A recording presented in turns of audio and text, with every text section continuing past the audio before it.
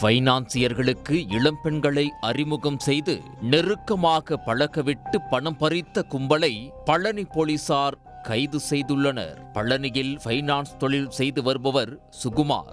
இவர் காவல்துறையில் ஒரு புகார் அளித்தார்.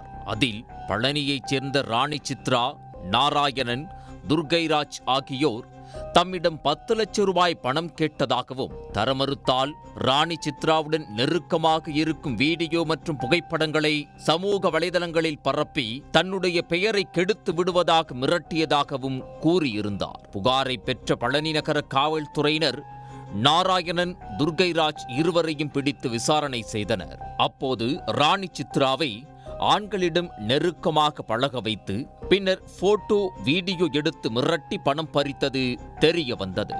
அவர்களின் செல்போனில் பதிவாகி இருந்த வீடியோக்களை போலீசார் பறிமுதல் செய்தனர். தொடர்ந்து நடத்திய விசாரணையில் ஃபைனான்சியர் சுகுமார் போன்று பல பேரிடம் ராணி சித்ரா மிரட்டி பணம் பறித்ததும், பெயருக்கு களங்கம் ஏற்படும் என்பதால் பலரும் பயந்து காவல் நிலையத்தில் புகார் தெரிவிக்காமல் இருந்ததும் தெரிய வந்தது.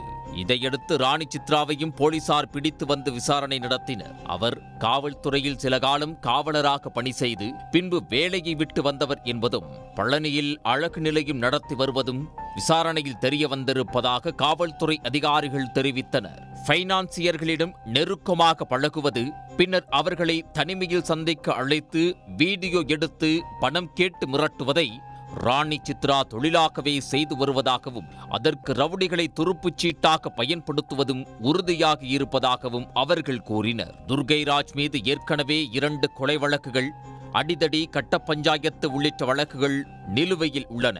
பழனியில் ரவுடித்தனம் செய்து வந்த துர்கைராஜ் மூலம் ராணி சித்ரா பணம் கேட்டு மிரட்டும் வேலையை செய்திருப்பதும் தெரிய வந்தது. இதையடுத்து மூவர் மீதும் மிரட்டி பணம் பறித்தல் உள்ளிட்ட பிரிவுகளின் கீழ் வழக்கு பதிவு செய்து கைது செய்தனர். பின்னர் அனைவரும் நீதிமன்றத்தில் ஆஜர்படுத்தப்பட்டு சிறையில் அடைக்கப்பட்டனர். பழனியில் ஃபைனான்சியர்களுடன் நெருங்கி பழகி வீடியோ எடுத்து பணம் கேட்டு மிரட்டிய பெண் பியூட்டி பார்லர் ஓனர் உள்ளிட்ட மூவரை போலீசார் கைது செய்த சம்பவம் பரபரப்பாக பேசப்பட்டது.